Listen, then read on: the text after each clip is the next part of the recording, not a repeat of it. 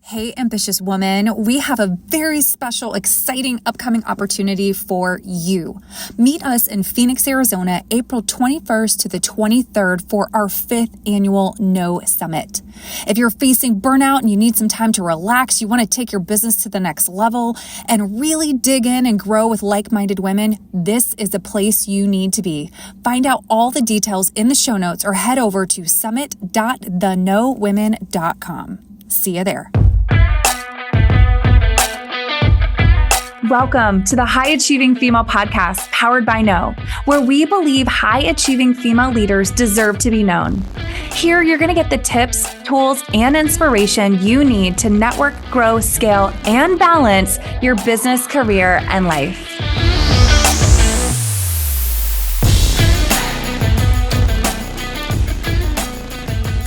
Hi, my name is Courtney Petrin, and I am the co-owner of Savannah's Home and Design. And we run a full-service design and renovation team out of Sarasota, Florida. And I am so honored today to talk to you about my experience of becoming an entrepreneur at the age of 30 and completely changing careers. I became a mother at the same time and became an entrepreneur.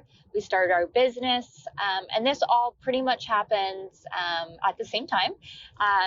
And I hope that some of my story can be relatable to some other women, or just maybe women who are kind of navigating their own career in some way. Maybe they're having feelings of wanting to change something or start over in some way. It doesn't even have to be career related, but I think that, it's never too late to follow your dreams or your passion. And I think that we as humans and as women evolve, and to sort of put ourselves in a box and say, what we love to do at maybe age 18 is maybe not what we would love to do at age 28. So, and I think that's okay. Because ultimately this is our lives. So it's important that we do what is best for us and what makes us the most happy.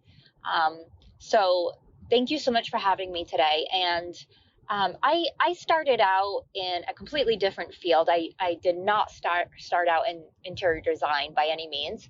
I have a master's degree in clinical psychology, and I went to school for roughly 8 years. And I worked in the field from about the age of 17 to 30. So I had quite a long career, and I definitely climbed the corporate ladder, if you will.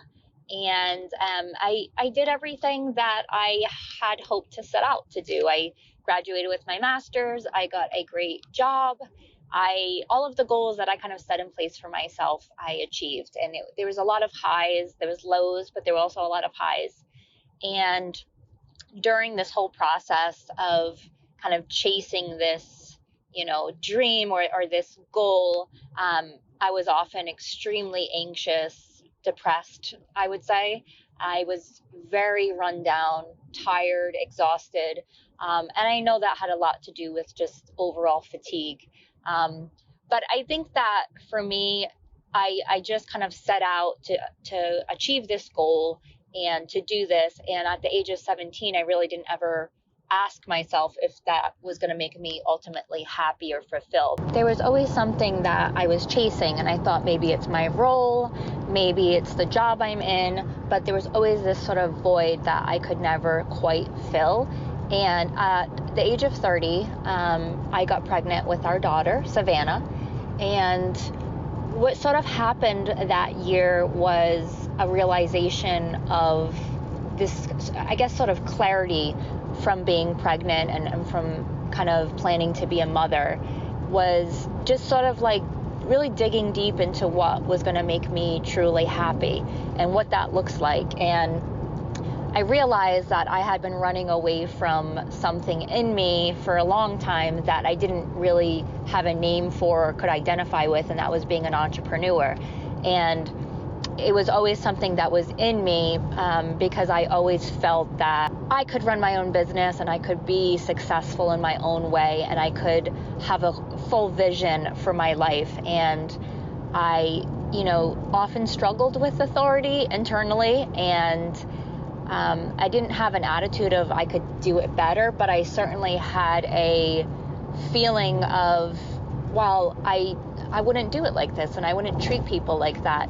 And I just sort of, had a lot of shame and guilt, I think, for feeling that way.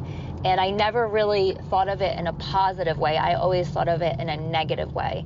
And once I was pregnant and I kind of gave myself the time to reflect and think, I realized that was just being an entrepreneur, and maybe that was something that was a positive thing.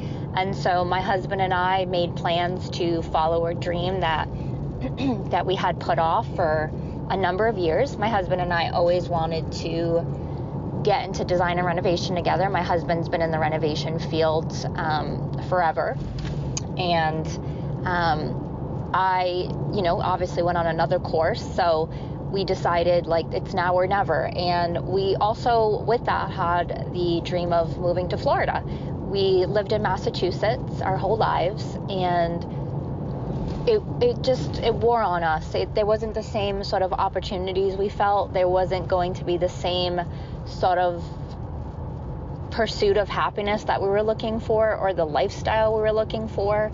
So we decided, let's do this. We are pregnant, and she's going to be born, and we're going to set down roots here, and it's going to be even more difficult to pick up and leave when she's older.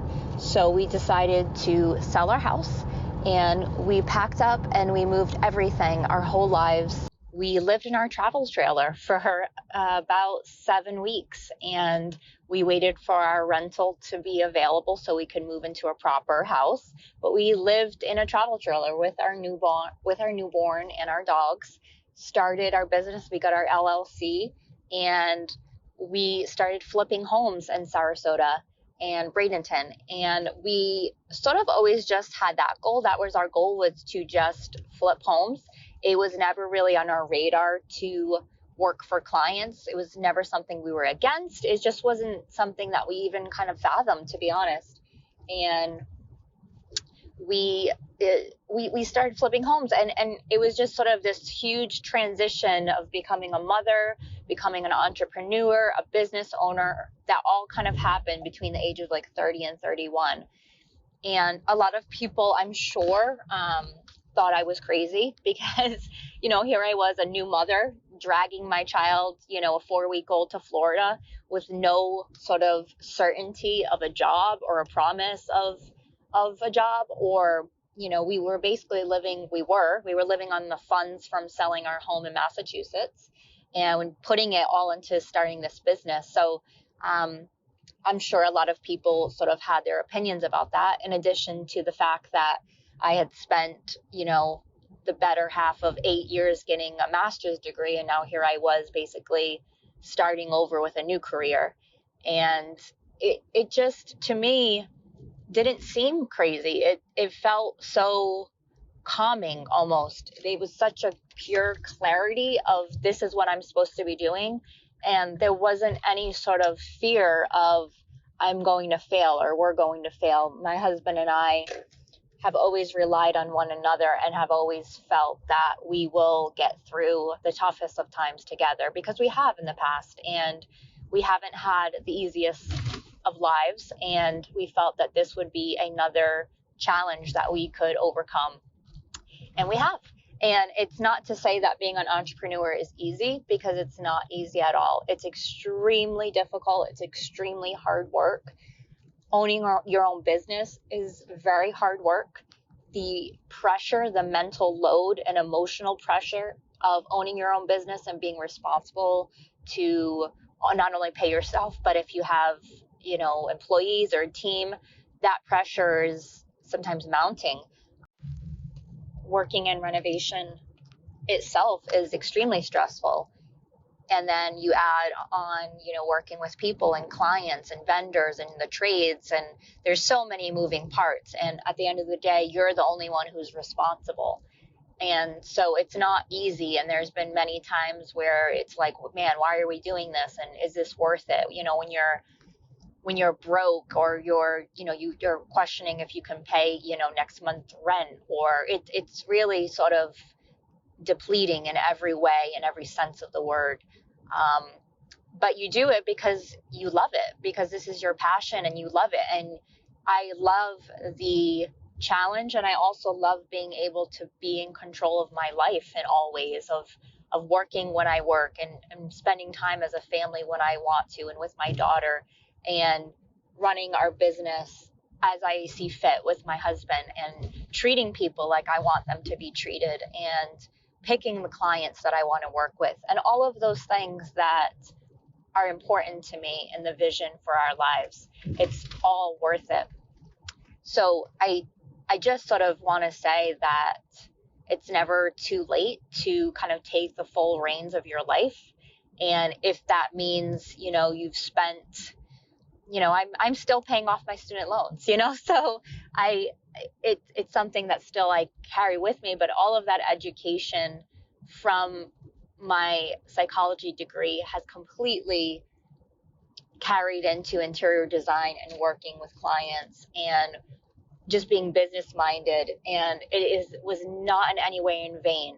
And it very much has sort of shaped the perspective of how we view interior design and working with people.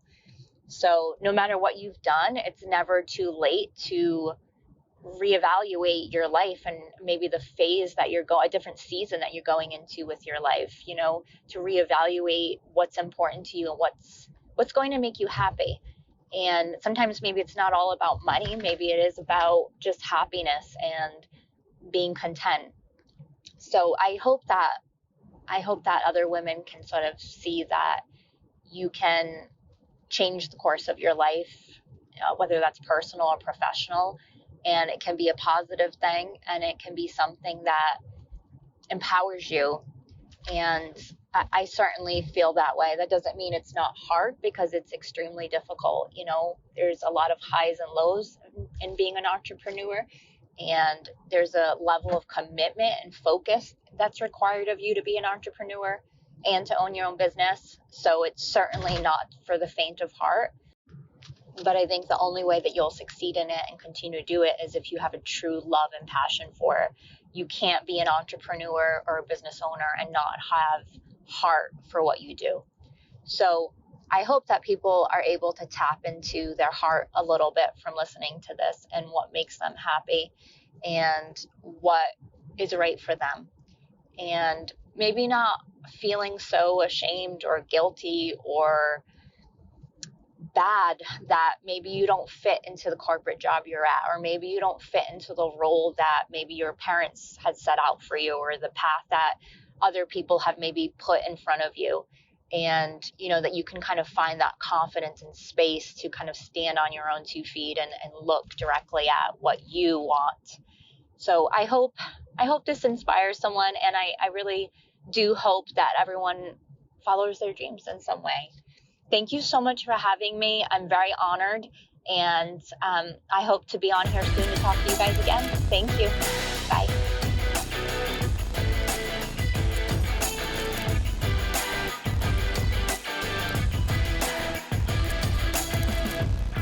Thank you for joining us for this episode of the High Achieving Female Podcast, powered by No, where we believe it's time for high achieving women like you to be seen, heard, and recognized. Until next time, remember, you deserve to be known.